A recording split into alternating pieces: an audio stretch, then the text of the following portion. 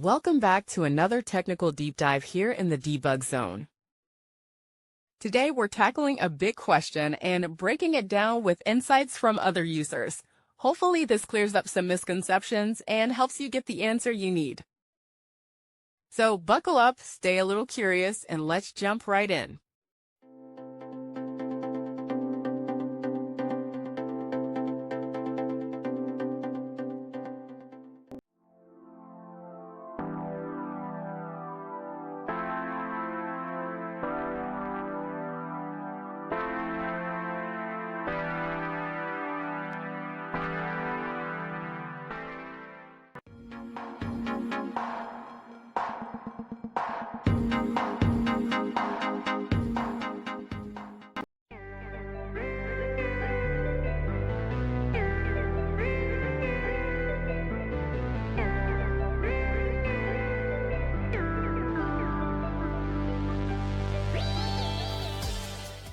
And that's a wrap.